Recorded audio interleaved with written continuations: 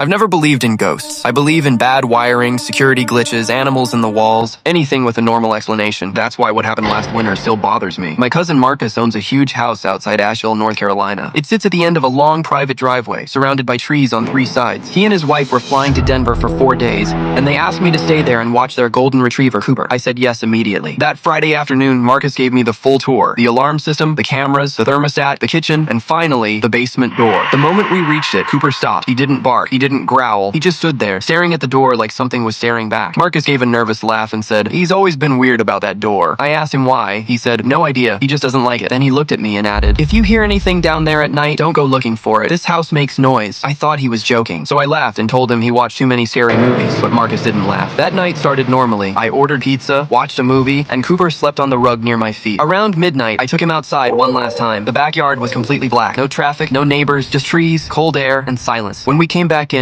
I locked the doors, checked the alarm, and went to the guest bed. Cooper followed me upstairs. I fell asleep fast. At exactly 2:17 in the morning, I woke up. Cooper was standing beside the bed, completely still. His ears were up, his body was stiff, and he was staring at the open bedroom doorway. I whispered his name. He didn't move. Then I heard it downstairs. A soft clicking sound. Click, click, click, like a fingernail tapping slowly against glass. I sat up. The sound stopped. Then my phone lit up on the nightstand. It was a text from Marcus, but the message made no sense. It said, "Can you let him in?" I stared at it for a few seconds. Then I texted back, "Let who in?" No reply. I called Marcus immediately. It rang twice, then went to voicemail. Text from Marcus. Message made no sense. "Can you let him in?" Cooper backed away from the doorway and let out a low growl. That's when I knew something was wrong. I grabbed my phone and walked downstairs. The house was silent. Nothing looked out of place. But when I reached the kitchen, I saw the back deck light was on. I hadn't turned it on. Cooper stood behind me, shaking, staring at the glass door. Outside, the deck was empty, but right in the middle of the glass, there was a fresh handprint. Not outside, inside. And that's when Cooper started barking. The next morning, everything felt normal.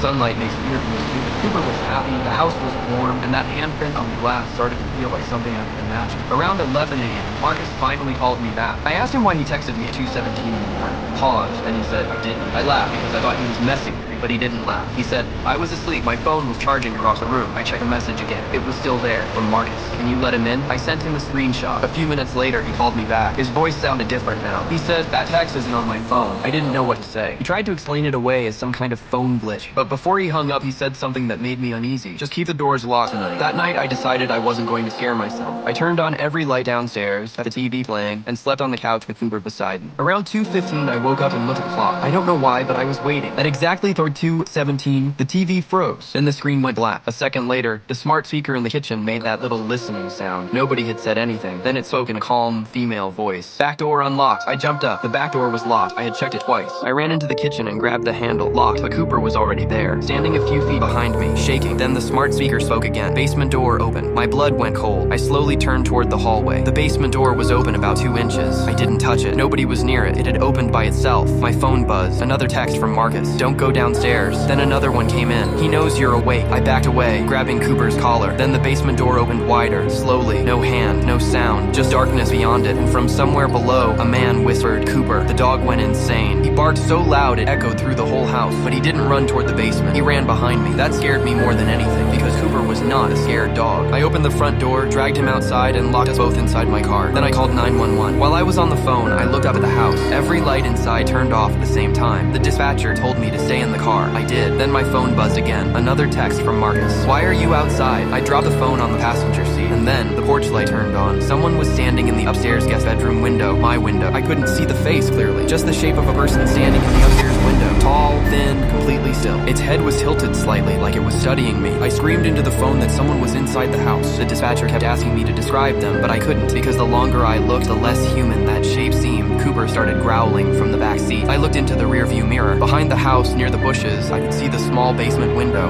and pressed against that glass was a pale hand, slowly waving. The police arrived about 12 minutes later. They searched the entire house. Nobody was inside. No broken doors. No open windows. No footprints in the snow around the house, except mine and the officers. The basement door was closed when they got there. The officers told me it was probably a security system malfunction, stress, and an old house making noises. I wanted to believe that. I really did. Then one officer came outside holding something in a clear plastic bag. It was an old dog collar, a worn golden retriever collar. Marcus Marcus had told me Cooper lost that collar when he was a puppy 6 years ago. The officer found it hanging from a nail in the basement. Marcus and his wife flew back the next morning. When I told Marcus about the collar, his face went pale. His wife started crying before I even finished the story. That's when Marcus finally told me the part he had left out. Before they bought the house, an older man lived there alone. He also had a golden retriever, and the dog's name was Cooper. One winter, the man disappeared. His dog was found outside the basement door, barking until animal control came. Nobody ever found the man. Nobody ever explained what happened. And nobody ever explained why that dog refused to leave the basement door. I asked Marcus why he never told me. He said he didn't want to scare me. Then I showed him the texts, the ones from his number. He checked his phone again. Nothing. No sent messages. No deleted messages. No record anywhere. But on my phone, they were still there. The last text came in while the police were searching the house. I hadn't noticed it until morning. It said, "Thank you for letting Cooper out. I haven't been back to that house since. Marcus says nothing has happened again. Cooper acts normal. The basement feels normal. The cameras show nothing. But sometimes late at night, I still open that message thread and stare at those texts. And the part that scares me most isn't the handprint. It isn't the basement door. It isn't even the figure in the window. It's the fact that something used Marcus's phone number to text me, and somehow it knew Cooper's name before I ever said it out loud."